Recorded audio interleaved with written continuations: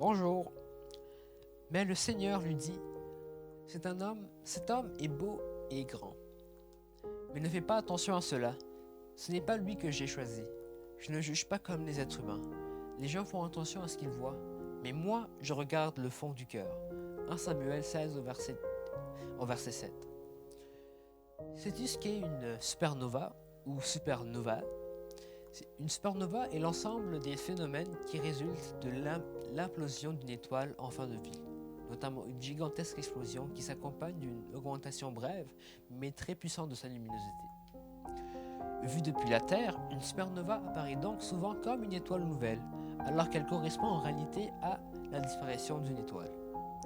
Autrement dit, une supernova est une étoile qui est déjà morte, mais quand on la voit, comme elle est très éclatante à cause de son explosion, on a l'impression qu'elle est très active et bien vivante. Dans la Bible, il y a plusieurs cas de personnages qui ressemblent à des supernovas. Ils suivent Dieu pendant un certain temps, puis ils abandonnent le Seigneur tout en faisant semblant de marcher avec lui et de briller pour lui. Le premier personnage dont nous parlerons est le roi Saül. Choisi par Dieu comme premier roi d'Israël, il est resté fidèle au Seigneur pendant un certain temps.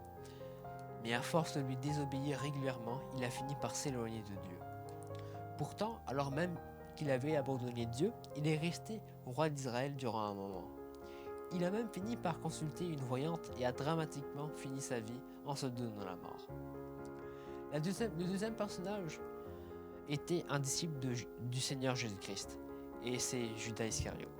Il a marché avec Jésus pendant 3 ans, mais il a préféré choisir sa propre voie et a refusé de se laisser transformer. Pourtant, ce n'est qu'au moment de l'arrestation de Jésus que ses compagnons se sont rendus compte de sa trahison. Ayant trompé tout le monde, sauf Jésus, il lui a même été trompé par le comportement des pharisiens qui avaient comploté avec lui et il a fini par se suicider. Ces deux hommes semblaient briller pour Dieu, alors qu'en fait, ils s'étaient éloignés de lui. Ils étaient des supernovas spirituels. J'aimerais que tu comprennes quelque chose.